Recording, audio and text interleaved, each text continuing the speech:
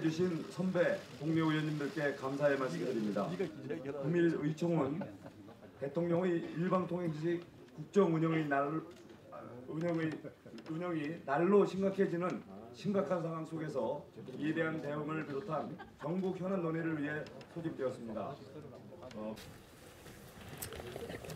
네, 오늘 아침 의총을 소집을 했습니다.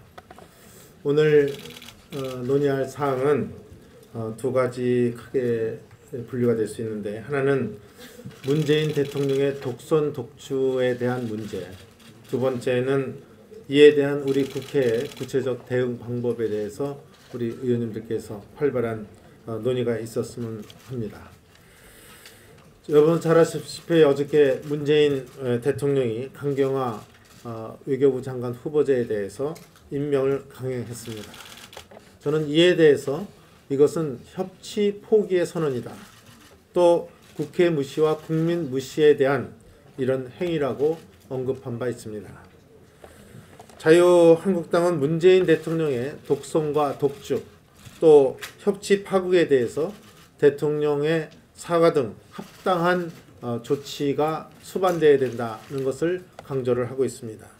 앞으로 추경과 정부조직법, 또 김희수 헌재 소장의 인준안 등 우리 국회 현안이 많은 데에 대해서 우리는 더욱 강한 기준과 원칙을 으로 우리 대응해야 될 것이다, 이렇게 저는 생각을 하고 있고, 또 야 3당이 심도 깊은 공조를 같이 취해 나가야 된다, 이렇게 생각을 해서 그 관계도 설정을 하고 해 나가고 있다는 말씀을 드립니다. 이런 신 3종 세트 인사에 대해서 저희들이 언급을 한 바 있습니다만은, 그 중에 지금 두 분은 인사를 강행을 했습니다. 근데 최근에 제가 명명하는 신 3종 세트가 또 인사로서 등장을 했습니다. 그 중에 한 분은 자진 사퇴로서 그만두신 안경환 후보자가 있고, 지금 두 분, 김상권 교육부 장관 후보자, 또 조대엽 고용노동부 장관 후보자가 있습니다. 이분에 대해서도 공교롭게 교육부 장관이 심각한 논문 표절에 의해서 교육부 장관이 된다는 데에 대한 문제점, 또 고용노동부 장관이 되겠다는 분이 임금 체불 등 이런 불공정한 고용관계에 있는 분이 또 고용노동부 장관이 된다는 데 대해서 저희는 문제의식을 갖고 문제를 제기하고 있다는 말씀을 드립니다. 거기에다가 조대엽 장관 경우에는 음주운전과 음주운전에 대한 거짓 해명 등이 같이 또 동반되고 있다는 것은 우리가 다 알고 있는 사실입니다. 이 전국을 펴는 유일한 방법은 저는 인사 참사 등 이 문제의 원인 제공자인 문재인 대통령이 스스로 국민 앞에 진솔하게 사과하고, 또 야당의 고언에 귀를 기울이면서 대승적 양보와 결단의 협치를 내리는 것이라고 보고 있습니다. 문재인 대통령의 이 개혁이라는 목표의식이 앞서다 보니까 검증이 아니하게 된 것 같다, 이런 언급을 했습니다. 정말 전형적인 유체 이탈의 화법이라고 보고 있습니다. 이 아니하다고 한 것은 아마 조국 민정수석의 검증이 아니한 게 아닌가, 이런 언급을 한 것으로 보입니다.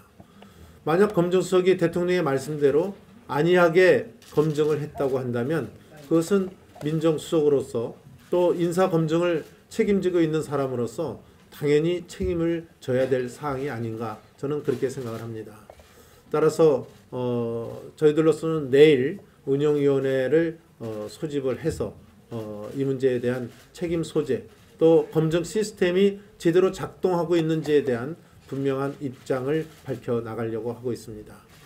이미 야 3당과는 공조가 이루어진 상태라고 말씀드릴 수 있고, 오늘 우원식 더민주당 대표도 필요하다면 참석할 수 있다, 이렇게 얘기를 해서 저는 지금 긍정적 시각에서 보고 있다는 말씀을 드립니다.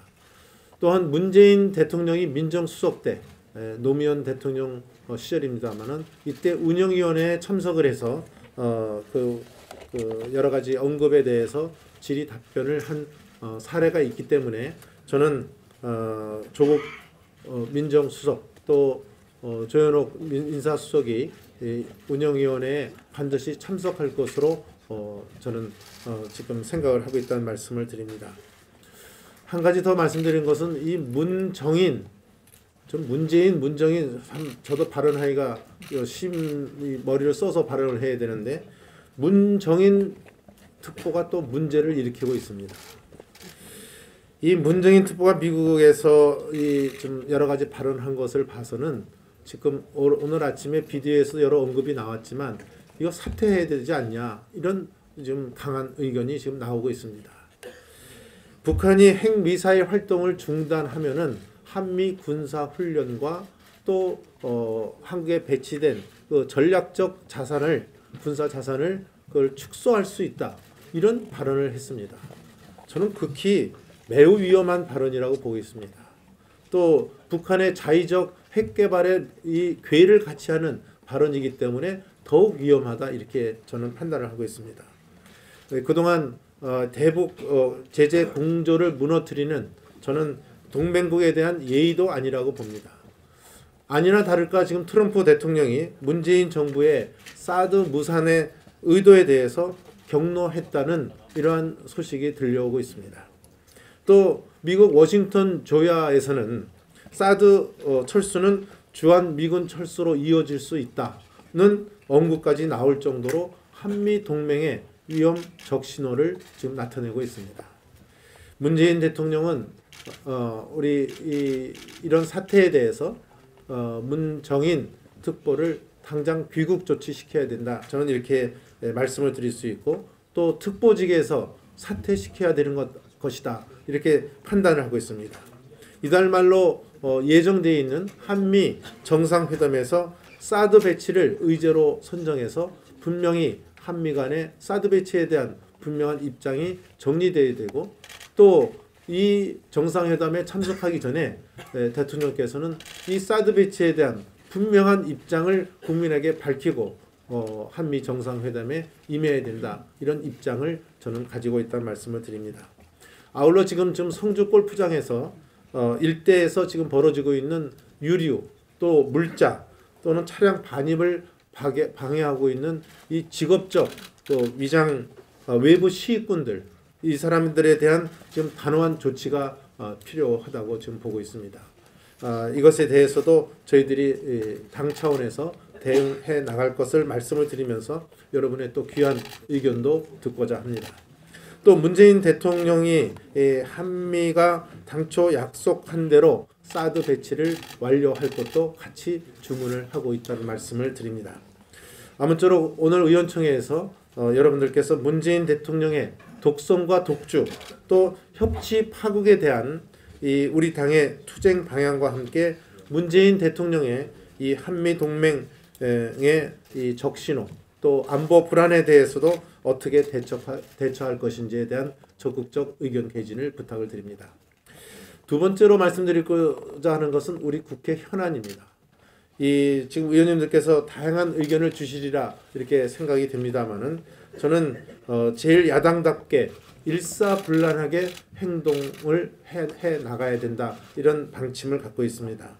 당장 오늘 있을 김상권, 조대엽, 송영무 이 세 분에 대한 인사청문 대상자들에 대한 청문 이 계획서 논의를 위해서 상임위 참석을 할 것인지의 여부, 또 김상권 교육부 장관, 조대엽 고용노동부 장관에 대한 청문회 문제, 또 김현미 국토교통부 장관 후보자에 대한 청문 보고서 채택 문제, 또 예결위를 포함한 우리 추경에 대한 심사 문제, 또 정부조직법 등 향후 입법 문제 대응 문제, 또 야 3당과의 공조 방안 문제, 또 전체적으로 우리 당의 대국회 입장에 대한 이런 천명 이런 것들이 오늘 의총에서 여러분들께서 논의해 주셨으면 감사하다는 말씀을 드립니다. 오늘 그 공개 회의가 끝나고 비공개 들어가기 전에 장소 이동이 좀 불편하다고 그래서 오늘 이 자리에서 다시 한번 우리의 결의를 말씀드리는 시간을 갖는데 여러분 적극 동참해 주시기 바랍니다. 마지막 한 가지는 여러분께 좀 양해를 구해야 되겠는데 제가 국회의장이 주재하는 사당 원내대표회의에 2차례 불참을 했습니다.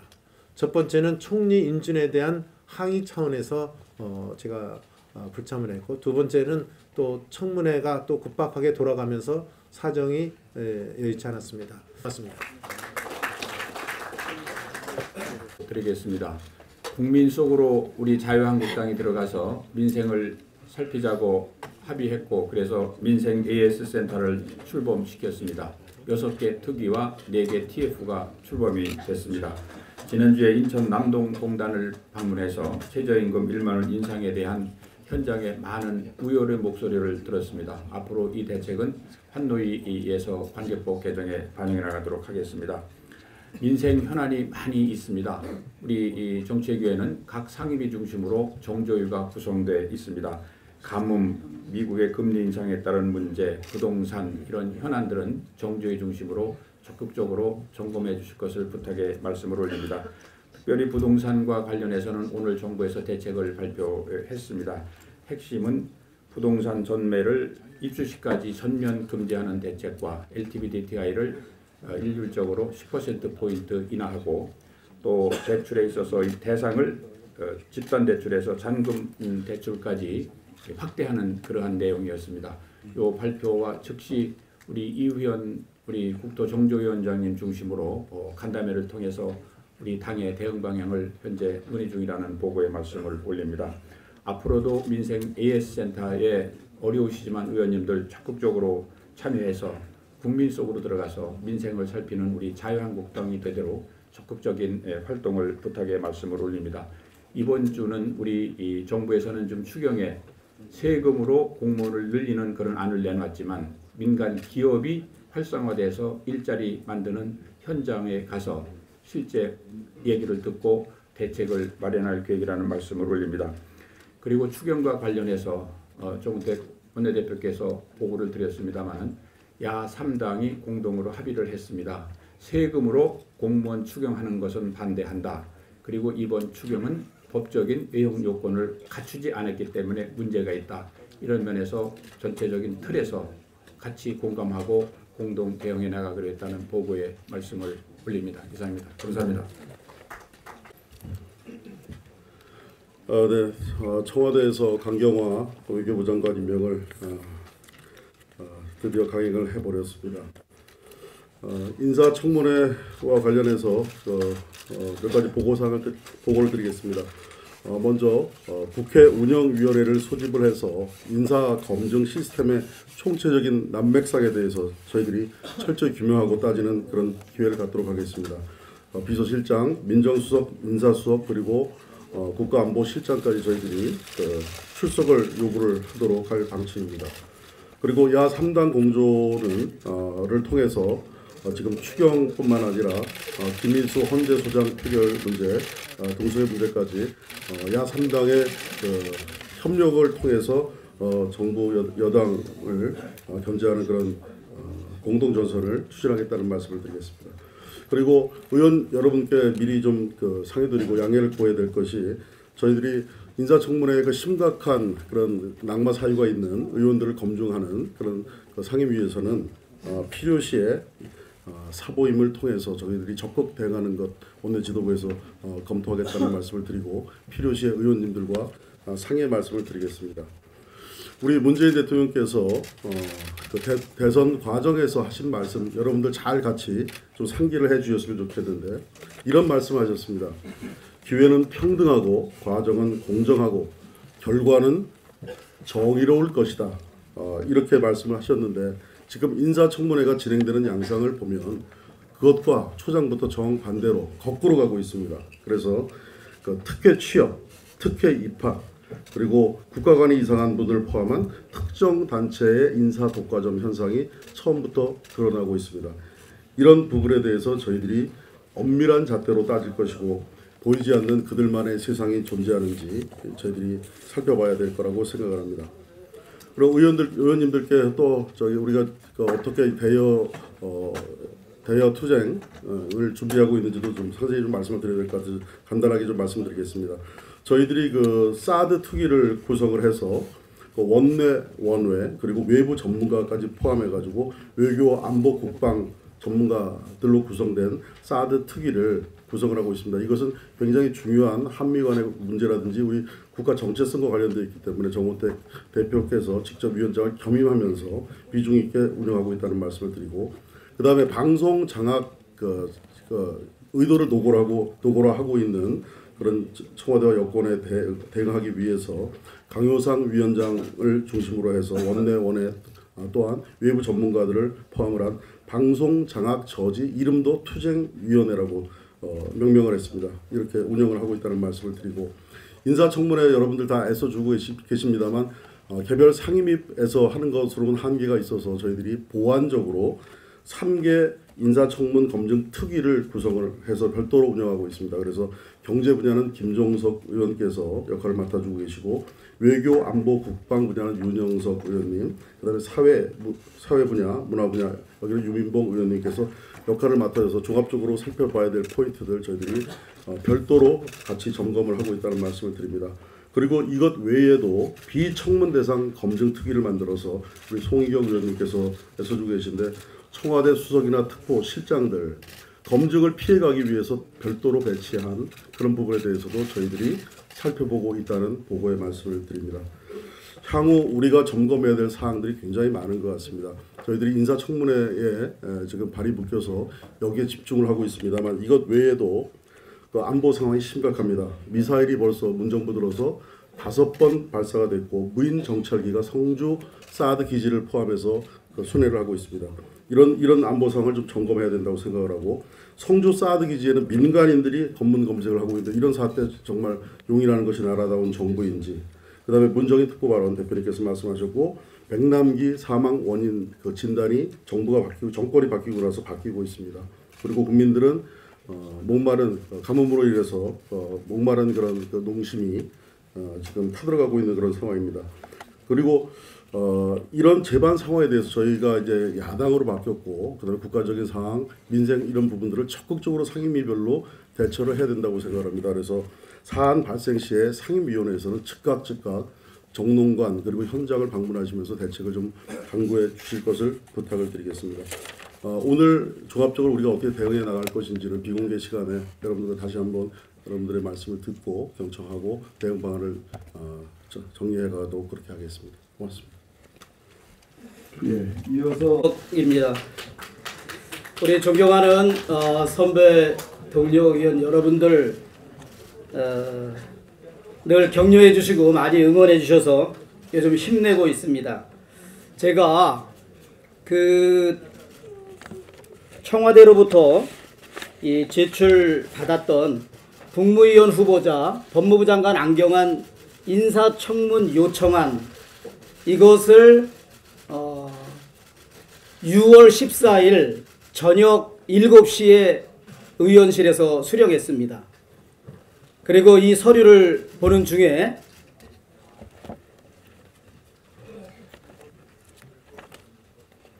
(57페이지에)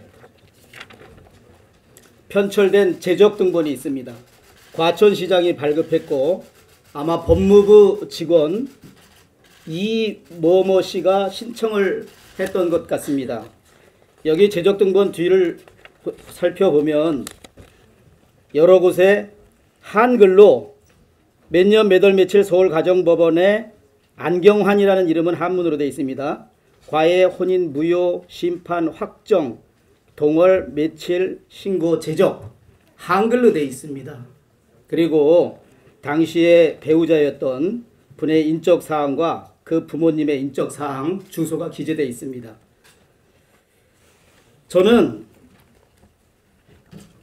그 다음 날 6월 15일 보좌관으로부터 오전에 이 서류를 보고, 혼인 무효 확인 판결이라는 것은 8촌 이내의 친족 같은 근친혼이나 혼인신고서를 위조해서 혼인신고를 한 문서 위조를 통해서 혼인신고가 된 경우에 이러한 판결이 가능하다라고 보좌관한테 얘기를 하면서 이 둘 중에 하나일 거다. 그런데 대한민국 법무부 장관, 대한민국의 국법질서 확립의 주무장관이 만약에 이러한 현행 법규를 정면으로 위반한 범죄를 저지른 것이 맞다면 이것은 법무부 장관으로서 그 무엇보다도 부적격 사유가 될 것이다 라고 해서 즉시 보좌관에게 대법원에 판결문 사본 요청을 하라고 지시했습니다. 여러분 잘 아시는 것처럼 국회법 128조에 자료제출 요구할 수 있는 국회의원의 권한이 있습니다. 또 국회에서의 증언 및 감정에 관한 법률에 의해서 우리나라 어떤 국가기관에서도 정당한 국회의원의 의정활동에 의해서 문서를 제출 요구할 때는 국가기관은 문서 제출에 응하게 돼 있습니다. 이러한 저는 국회법과 국회에서의 증언 감정 등에 관한 법률에 근거해서 서면으로 그것도 요구를 했습니다. 그리고 그것을 받았습니다. 받고 나서 그 다음 날인 6월 16일 금요일 9시 정론관에서 문서를 위조하고 그 문서를 관공서에 제출해서 공문서 원본에 허위 내용이 기재되도록 형사범죄를 저지른 법무부 장관 후보자는 즉시 사퇴하라 라고 주장을 했고, 여성을 대상으로 한 형사범죄 경력자이자 가짜 박사 행세를 일삼아온 사람을 저명한 법학자이자 인권정책의 전문가로서 인권가치의 중요성을 누구보다도 잘 이해하는 인물이라면서 안경환 후보자를 낸 인사검증의 잘못을 한 조국 민정수석과 최종 결정권자인 문재인 대통령은 사과하고 민정수석은 인사검증의 부실을 이유로 사퇴하라는 그런 요구를 했습니다. 그리고 많은 사람들이 특히 이제 문자 폭탄을 하면서 42년 전에 개인의 사사로운 판결문을 네가 일개 국회의원이 어떻게 그것을 입수할 수 있었느냐. 엄청난 야당 정치인과 우리 사회에 그래도 지식인이라고 해당되는 분들의 문제 제기가 있었습니다. 그리고 일부 국회의원을 했던 사람마저도 제가 마치 검사 출신이고 청와대 박근혜 정부에서 또 김기춘 비서실장이 비서실장으로 재임 시기에 제가 정무비서관을 했기 때문에 그 사실을 언급하면서 마치 음습한 공작정치의 냄새가 난다. 이 자료 일반 검사는 취득할 수도 없고 검찰에서도 고위 간부 소수의 사람만 접근할 수 있는 개인의 판결문을 당신이 어떻게 입수했느냐. 검찰개혁을 하고자 하는 안경환 후보자의 검찰개혁에 저항하는 검찰 내의 일부 정치검사들과 주광덕이 결탁하고 부패 언론과 함께 지금 법무부 개혁, 검찰개혁을 주창하는 조국 민정수석 그리고 안경환 법무부 장관 후보자 이 시스템을 근본적으로 파괴하는 적폐 세력 중에 적폐 세력이다 이런 식으로 저를 공격하고 있습니다. 저는 그러한 공격에 대해서 참 한심하다는 생각을 했습니다. 제가 저와 저희 차보좌관 둘이서 이게 바로 대통령이 저희들 보고 인사청문 해달라고 요청한 서류입니다. 이 안에 첨부 서류로 정확하게 57쪽에 편철되어 있는 게 안경환 후보자 아버지의 재적등본입니다. 이 재적등본에 한글로 또 지금 말한 사항이 나와 있습니다. 그래서 제가 어제 그래서 제가 실정법적으로나 절차법적으로나 법 규정을 위반한 사실이 전혀 없다는 말씀을 우리 선배 동료 의원 여러분과 언론인 여러분께 말씀드립니다. 일부 전에 판사를 했던 분이 제가 개인정보보호법을 위반했다 아니면 현행 가사소송법에 보면 보도금지라는 조항이 있습니다. 10조에.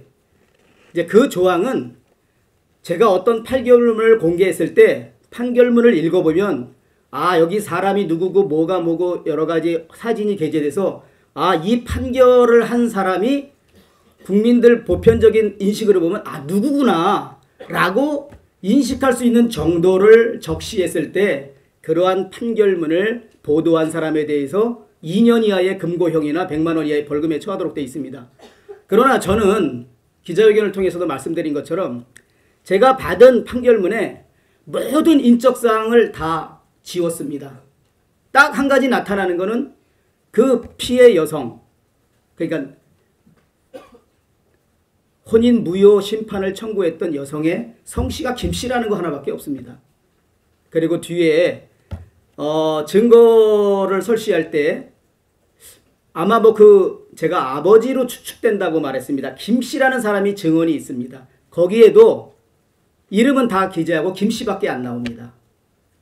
그리고 제가 딱 한 가지 언급했던 말은 당시 22살이었던 김씨 성을 가진 여성을 상대로 이러한 있어서는 안 될 범죄를 저지른 현행 형법 문서위조죄, 위조문서 행사죄, 공정증서 원본 부실기재죄를 저지른 사람이 어떻게 대한민국의 법무부 장관이 될 수 있느냐, 이런 주장을 했던 것입니다. 저는 가사소송법 10조에 있는 보도금지 법 적용에 제가 한 행위가 전혀 적용되지 않는다는 것을 다 확인하고 판결문을 공개할 때 그러한 사항에 유의해서 했던 것입니다. 오히려 저는 이 강제로 혼인이 됐던 여성을 최대한 보호했습니다. 오히려 지금 이게 누가 제출했는지 후보자 내지 후보자의 업무를 대리하는 사람이 제출한 이 재적 등본에 의하면 해당 피해 여성의 이름, 몇 년 생년월일, 아버지 어머니, 주소, 이런 것이 오히려 다 그대로 적시되어 있습니다. 누가 더 피해 여성의 개인정보를, 사생활을 잘 보호한 사람입니까? 후보자입니까? 접니까?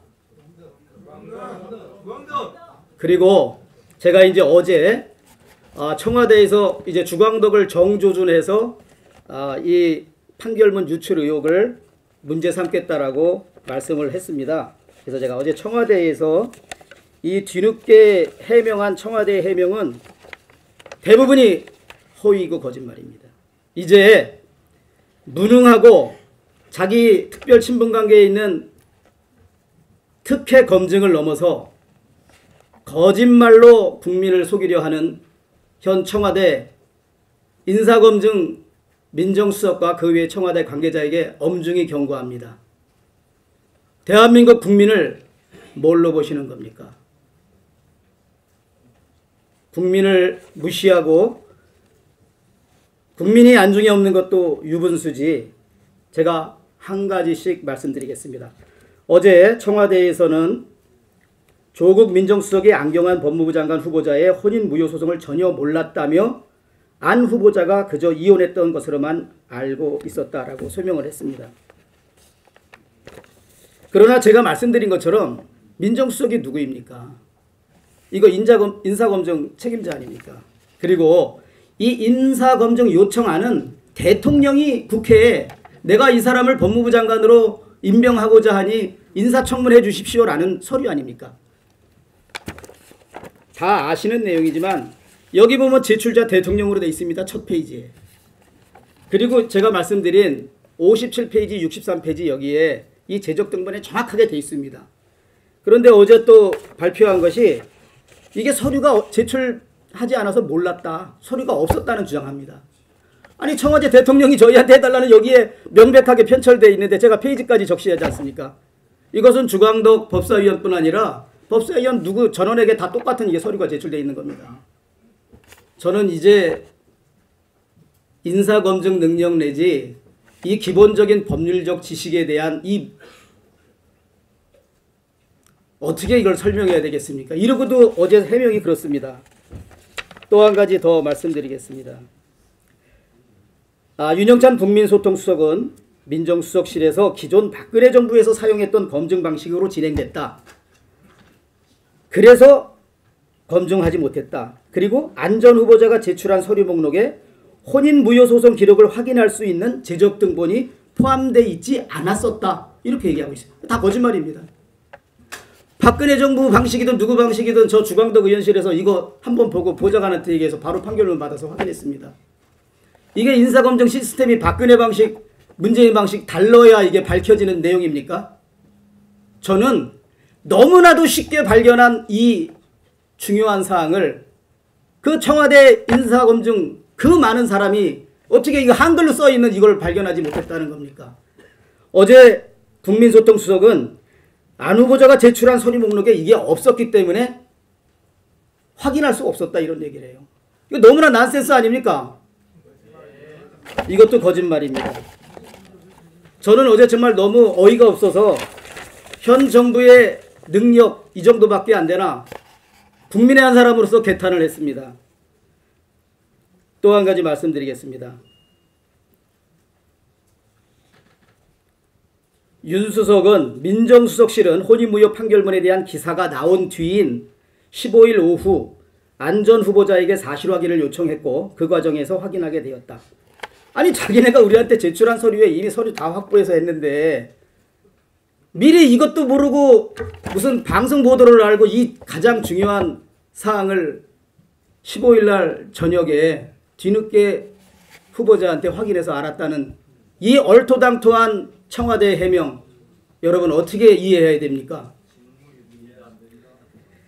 또 한 가지만 제가 말씀드리겠습니다. 지금 저에 대한 댓글 폭탄이 10,000개도 넘습니다. 전화기를 쓸 수가 없어요 지금. 또 저는 이거 청와대 수석이 그대로 한 말을 제가 말씀드리는 거예요.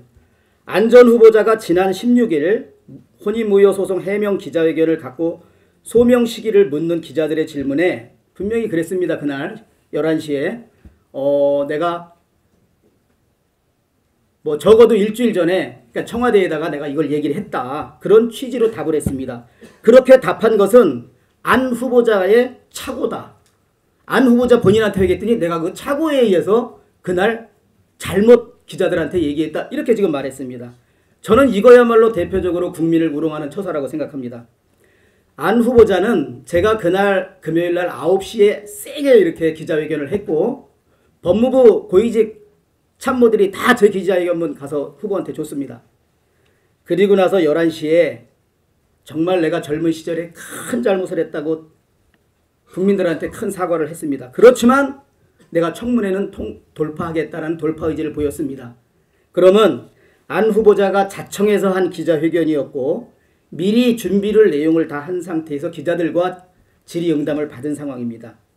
이런 상황에서 이 중요한 일에 대해서 청와대에 내가 적어도 일주일 전에 내가 이런 얘기를 고지했노라 해놓고 그거는 내가 착오에 의한 말이다라고 지금 와서 얘기한다는 것은 이거야말로 손바닥으로 하늘 가리는 대한민국 국민 우롱하는 이거 일 아닙니까?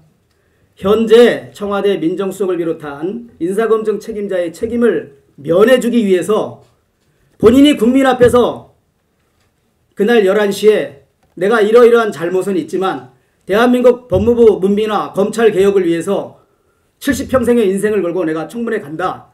그렇게 말했던 사람이 기자분들의 질의에 답변한 내용인데 지금 와서 그게 이제 사실로 되면 청와대 검증팀의 100% 책임으로 귀착되지 않습니까? 다 구두로 고지까지 바꾸도 이렇게 한글로 여기에 다 써 있는데도 이것을 그냥 간과했다 그러면 얼마나 검증 책임자의 책임이 크겠습니까? 그러기 위해서 이거를 바꾸는 것인데 이것은 정말 대한민국 어느 국민이 이 말을 믿겠습니까? 근데 저는 이번 일을 보면서 또 한 가지 뭐 여기 언론인들도 많이 계신데 계속 저한테 공격하는 거나 우리 사회 지도층 인사까지 제가 꼭 검찰 무슨 고위 간부하고 이 자료를 입수한 걸로 근데 존경하는 선배 여러분들 우리 자유한국당 의원들은 잘 알고 계세요. 민사소송 판결이나 가사소송 판결은 처음부터 법원에서 재판해가지고 판결문이 생성될 때부터 영구 보존할 때까지 검찰청 근처에도 가지 않은 채 법원 안에서 전산화돼서 보존합니다. 검찰총장도 이거 알 수 없어요. 근데 자꾸 사람들은 마치 검찰청에서 이러한 문서들을 관리하거나 검찰청에서 이것을 습득할 수 있는 것으로 지금 이렇게 해서 오해들을 하고 저를 공격하고 지금 청와대 관계자들마저도 주광덕이가 이 판결문을 어떻게 유출했는지 그 점을 주광덕일 정조준에서 살펴봐야겠다. 이게 청와대 내부의 어젯밤까지의 의견이었습니다. 그 대한민국 검찰총장 검사들 여기 검사장 하신 분들 다 알지 않습니까? 다만 형사 판결 있잖아요. 형사 판결은 판결문이 검찰청에 보관됩니다. 이 가사 판결이지 않습니까? 그래서 이런 점을 아무리 얘기해도 문자 폭탄은 계속 이루어지고 있습니다. 100% 국회법과 관련 절차법을 다 준수하고 서면으로 자료 요청했고 서면으로 자료 받았고 그 컴퓨터 이메일로 받은 그 화면을 다 캡처해서 어제 기자회견에서 공개를 했습니다. 100% 팩트를 가지고 인사검증을 정말 제대로 한 야당 의원을 상대로 지금 정치 보복을 하고 거짓 해명을 하는 청와대, 저는 그 능력과 의도가 상당히 의심스럽고 법치주의, 자유민주주의 대한민국의 앞날이 심히 우려스럽다는 말씀을 드리면서 제가 이번에 한 그 판결문을 입수하게 된 동기 과정, 판결문 공개 그 이후의 일련의 모든 과정은 현행 실정법과 절차법 모두를 100% 준수했고 윤리적으로나 지금 이 해당 피해 여성 보호를 위해서도 안경환 후보자보다는 제가 100배, 1000배 더 신원 보호에, 개인정보 보호에 최선의 노력을 다했다는 점을 이 자리에 계신 존경하는 선배 동료 의원 여러분 그리고 언론인들께서 믿어주시기 바라고 언제 누가 어떤 질문해도 제 말씀은 동일할 거라고 생각합니다. 더 열심히 하겠습니다. 많이 도와주십시오. 국정운영 대통령은 시정하라. 시정하라! 시정하라! 시정하라! 인사 참사 격치 파괴 대통령은 사과하라. 사과하라! 사과하라! 사과하라! 국회 멸시 국민 무시 대통령은